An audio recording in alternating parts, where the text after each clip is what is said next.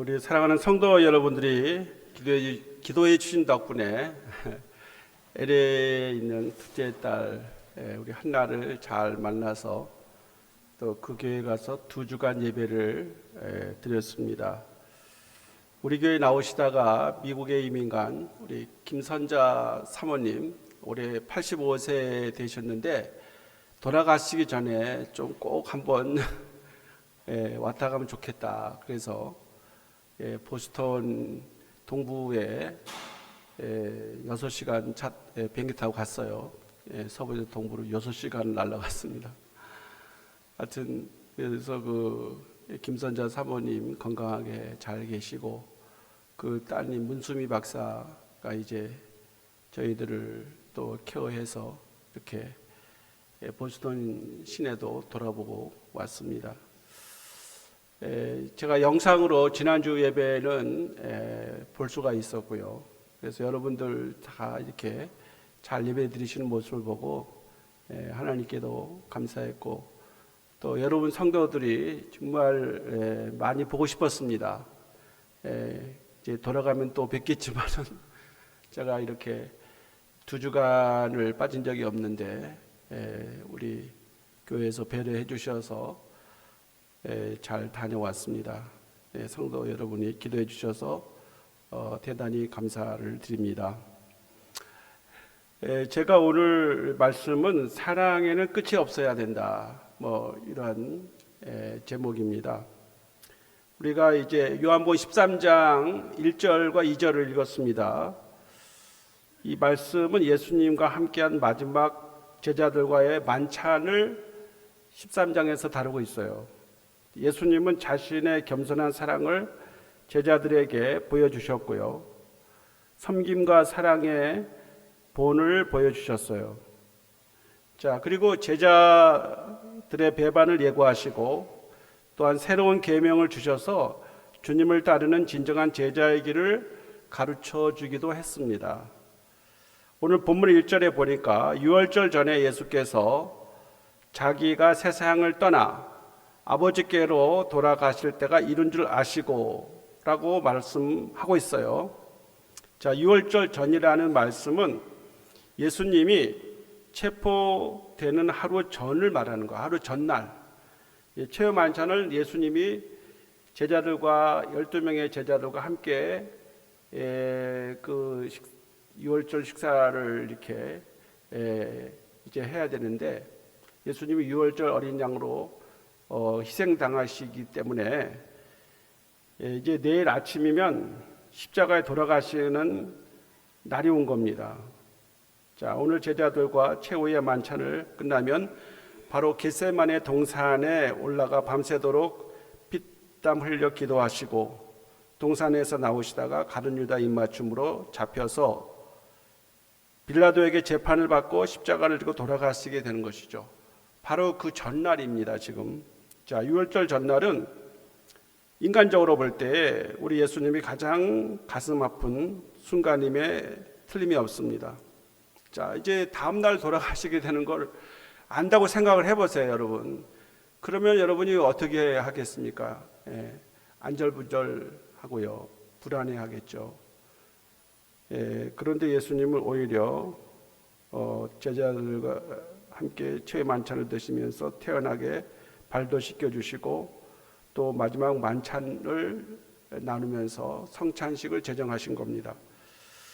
자, 이렇게 예수님이 하루 전날 정말 이제 마지막 날이 온 거죠. 그 다음 날은 십자가에 못 박혀 돌아가셔야 되기 때문에 정말 기가 막힌 날이죠. 그럼에도 불구하고 예수님은 마음의 동요가 없이 아주 태연하게 이제 그 날을 맞이할 준비를 하고 있어요. 그것이 최후의 만찬이고 그 만찬석에 앉기 전에 제자들의 말을 시켜주시고 그리고 새로운 계명 서로 사랑하라. 서로 사랑하면 이로써 너희가 내 제자인 줄 알리라고 하는 이 새 계명을 선포하기도 하셨습니다. 자, 그리고 1절 하반절에 보면 세상에 있는 자기 사람들을 사랑하시되 끝까지 사랑하시니라. 자, 이렇게 말씀하고 있어요. 인류 구원을 위해 공생애를 시작하신 예수님이시죠. 자, 이제 그 일을 마무리하실 때가 다가왔음을 예수님은 알고 계십니다. 이제 세상을 떠나 하나님 아버지께로 돌아갈 시간, 즉 십자가에 못 박혀 죽을 때가 된 것입니다. 자, 그런데 예수님은 동역하는 제자들을 사랑하시되 끝까지 사랑하셨다라고 말씀하고 있어요. 여기서 끝까지, 자, 이 끝까지라는 말이 어려운 말은 아니죠. 끝까지는 뭐냐? 시간적으로 예수님의 이제 운명하게 되면 끝이 나는 거죠. 그러면서도 거기에는 어떤 그 시간이 그냥 헛된 시간이 아니라 그 시간에 담아야 할 것을 다 담아내고 있는 거예요. 자, 죽는 순간까지 제자들을 극진히 사랑하셨음을 보여주고 있습니다. 예수님은 자신을 배반하고 팔아넘길 가룟 유다, 오늘 여기 2절에 보면 가룟 유다가 유월절 만찬 식사에 함께 하고 있는 것을 볼 수가 있어요. 자, 벌써 이 마귀가 가룟 유다의 마음에 들어가서 예수님 팔려는 생각을 넣었습니다. 그런데 11절에 보면 이는 자기를 팔 자가 누구인 줄 아십니다. 그러므로 다른 깨끗하지 아니하다, 이렇게 말씀하시고 있어요. 자기를 팔 자가 자기 식탁에 같이 앉아 있는 거예요. 참 기막힌 일 아닙니까? 그럼에도 불구하고 이 가룟 유다를 차별하지 아니하시고 그의 발도 씻어주시고 그리고 끝까지 가룟 유다도 사랑하고 있음을 보게 되는 것이죠. 자, 우리가 예수님을 본받아 우리도 끝까지 사랑할 사람들이 있습니다. 여러분, 우리가 사랑하기 힘든 사람들 세상에 많이 있죠. 그렇지 않습니까, 여러분? 우선 사랑하기 힘든 사람들이 있어요. 나에게 피해를 준 사람들, 나에게 손해를 입힌 사람들, 또 이제 말로 나를 무시하고 깔아뭉개는 이러한 사람들 없지 않아 있지 않습니까? 그러한 사람이 없으면 천만 다행이겠지만은요. 그러나 살다가 보면은 원수는 아닌데 원수 같은 이러한 사람들이 있습니다. 그런 사람들은 가까이 가서 인사하기도 싫고, 그래서 저쪽에서 보이면 반대 방향으로 도망가죠. 만나기 싫으니까. 연락도 안 하고 그 집에 무슨 일이 벌어져도 모른 채 하고 말이죠. 자, 이렇게 원수처럼 지내는 사람들이 없잖아 많이 있어요. 자, 그럼에도 불구하고 예수님은 그런 사람들도 사랑하라고 하십니다. 산상수훈의 마태복음 5장 44절에 나는 너희에게 이르노니 너희 원수를 사랑하며 너희를 박해하는 자를 위하여 기도하라. 원수를 사랑하라고 하기 때문에 하나님은 선인과 악인에게 똑같이 햇빛을 비춰주시고 똑같이 그들에게도 비를 내려주세요. 그들이 아무리 악한 짓을 한다 하더라도 하나님의 뜻을 저버린다 할지라도 하나님은 당장 그들을 어떻게 심판하거나 하나님은 그들의 삶을 송두리째 이렇게 뺏어가는 경우는 없어요. 그들에게도 살 수 있는 기회, 더더욱이 회개할 수 있는 기회를 우리 예수님은 허락해 주시는 거죠. 자, 그렇기 때문에 원수 같은 사람들, 그런 사람들이라도 사랑하라 뿐만 아니라 그들을 위해서 기도하라. 이것이 우리 주님의 약속의 말씀 아닙니까? 산상수훈에. 자, 우리 역사적으로는요, 유태인들이 독일 나치에 의해서 600만 명이 희생당했어요. 끔찍한 일 아닙니까? 유태인들이 보면은 독일 사람들, 현재 독일 사람들도 그렇게 만나고 싶어 하지 않을 거예요. 아주 지긋지긋하겠죠. 그런데도 불구하고 유태인들은 과거의 역사는 잊지 말자. 그러면서 현재적으로는 우리가 설린으로 함께 같이 공동의 세계 평화를 위해서 같이 수고하며 일하자, 이런 생각은 가지고 있어요, 기본적으로. 그러니까 유태인들이 엄청난 그 희생을 당했음에도 불구하고 오늘날 그래도 세계 속에서 그들이 하나님의 은혜를 입고 산다고 볼 수가 있겠죠. 자, 한국 사람들은 우리 일제 식민지 통치를 통해서 일본 사람들 얼마나 치가 떨립니까? 예, 저도 사실은 세계에 다 가고 싶어도 일본은 가고 싶지 않더라고요. 예, 뭐 일본은 막 공짜로 막 오라 그래도 별로 가고 싶은 생각이 없어요.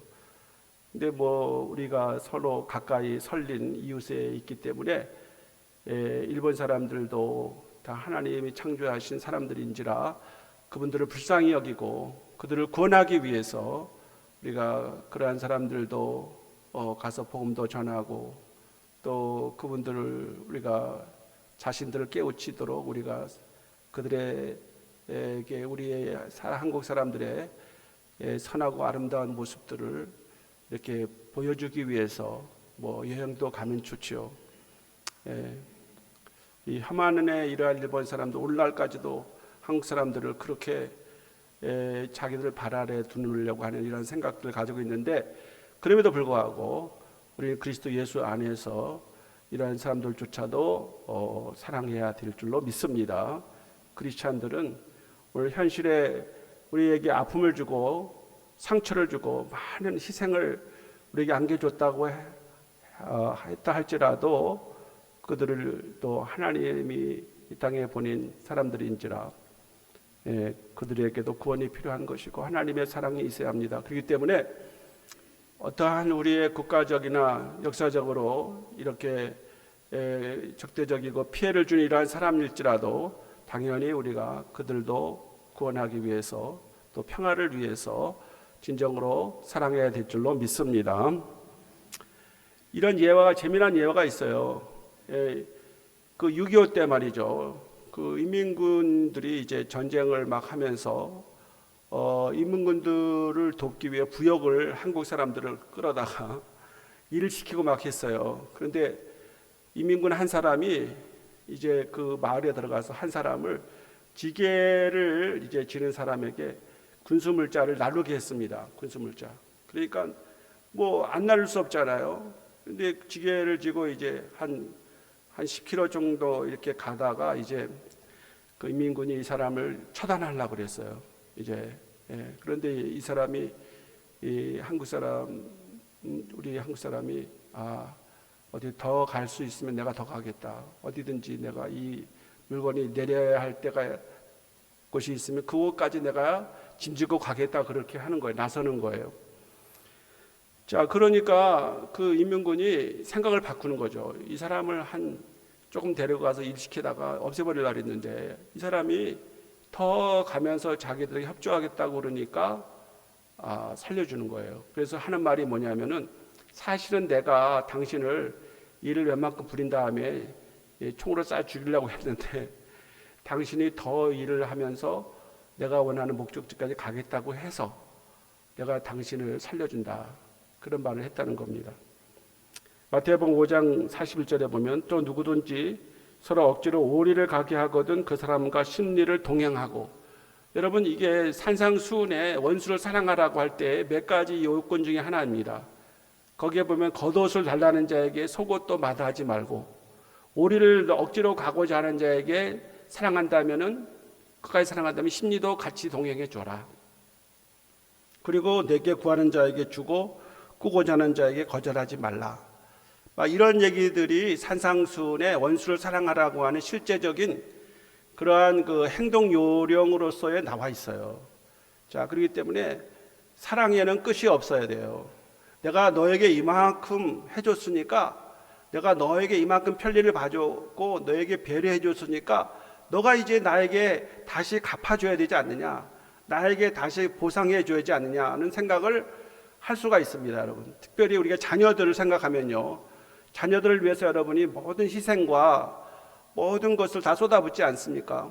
자녀들이 어떻게 합니까? 부모님들의 그 사랑과 그 헌신적인 사랑에 의해서 이제 자녀들이 잘 성장하는 것이죠.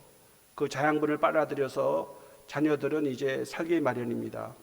자, 그러니 부모가 너무 억울한 거예요. 다 이렇게 벌어가지고 만들어 놓으면 다 그걸 쓰는 사람이 누굽니까? 아들과 딸들이 다 그거를 갖다가 다 써버리는 거예요. 자기는 노후 대책도 못하고 정말 어떻게 살아가야 할지 막막한 이런 경우도 있어요. 그럴 때는 이제 내가 잘 이렇게 해줬으니까 나의 아들이, 나의 딸이 나에게 이제 보답을 좀 해줘야 되지 않느냐, 효도해 줘야 되지 않느냐, 이런 생각을 당연히 갖게 되는 거죠. 자, 여러분, 우리가 그렇게 생각하는 것이 무리가 아닙니다. 그러나 끝까지 사랑한다고 하는 것은 우리가 예수님의 십자가의 사랑을 생각할 때에 예수님처럼 사랑해야 된다는 겁니다. 이것은 시간적으로는 우리가 정말 죽을 때까지죠. 하나님의 아가페의 사랑은 끝이 없습니다. 예수님처럼 우리가 사랑하려면은 끝이 없이 사랑해야 되고, 그리고 설령 우리가 이렇게 사랑하고 섬기고 모든 것을 다 쏟아붓고 죽는다 하더라도 그래도 십자가를 지는 마음으로 우리가 살면은 그러한 모든 것에 대해서 우리가 어떠한 보답을, 어떠한 그러한 보상을 기대하는 것은